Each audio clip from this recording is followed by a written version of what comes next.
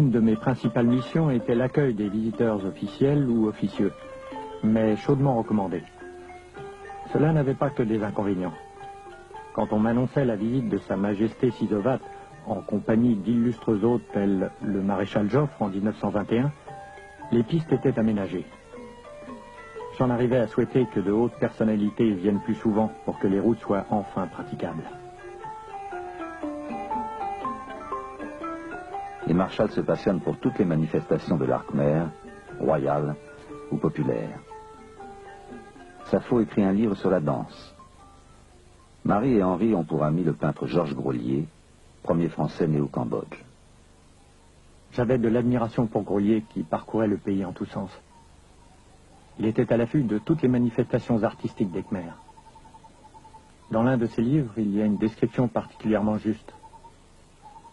Le peuple khmer actuel est comparable à la forêt qui recouvre une partie du pays. Comme elle, il est plein de mystères. Dans ses gestes, ses coutumes, on découvre parfois, comme au cœur des forêts profondes, un vestige vivant encore mêlé aux coutumes modernes. Tout le pays garde le sommeil profond définitif d'un passé dont il ne profite pas et dont il ne peut s'affranchir.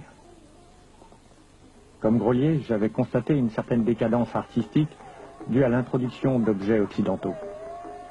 Cela corrompait le goût de ces artisans khmers, habitués à se transmettre de père en fils des motifs ancestraux où l'art d'encore se reflétait.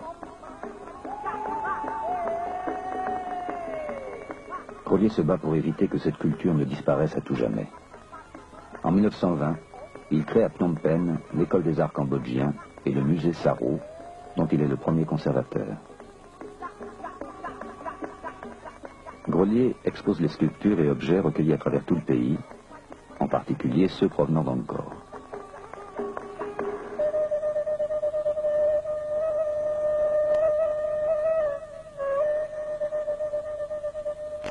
Henri Marshall continue son travail de dégagement des temples. L'école lui donne des moyens et un photographe.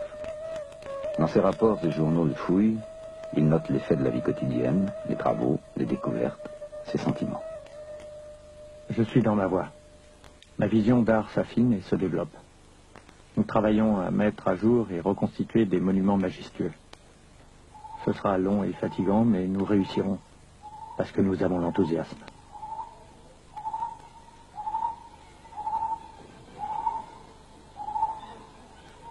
J'avais sous ma responsabilité plus d'une centaine de temples répartis sur 400 km² qu'il fallait protéger du vandalisme et du pillage. Je n'ai jamais pu empêcher les touristes d'emporter des pierres sculptées, car pour beaucoup de gens, cela ne constituait pas un vol, puisque d'après eux, ces pierres n'appartenaient à personne. Sujet brûlant dont nous parlions souvent avec Georges Grolier.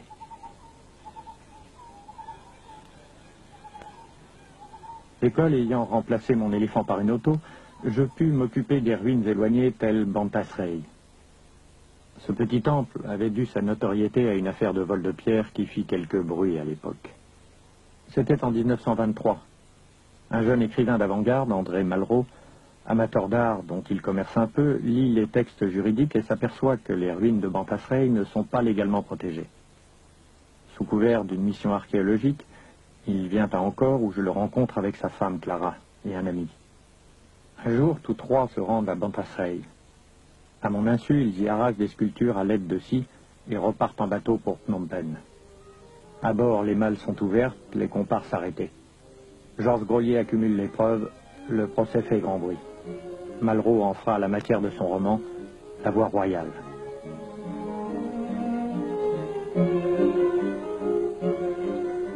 L'école en profite pour mener campagne pour la protection des ruines.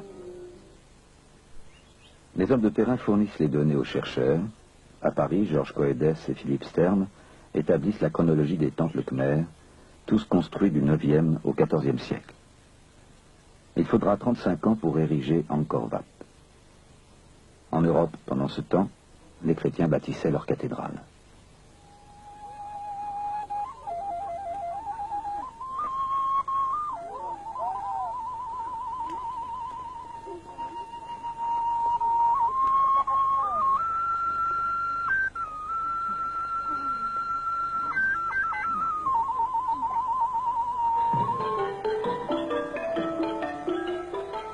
1928, le roi Monivong succède à son frère Sisowath.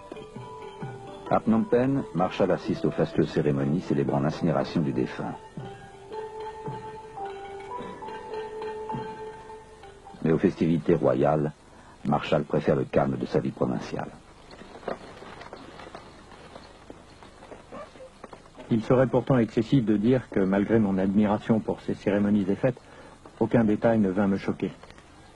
Je fus par exemple assez long à m'habituer à l'aspect des femmes cambodgiennes, à la carrure un peu forte et aux têtes à cheveux coupés ras.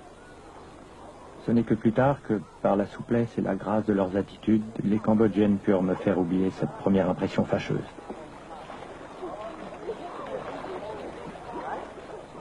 Marshall l'oublie si bien qu'il donne une sœur à sa fille Sapho, Sally, de mère cambodgienne.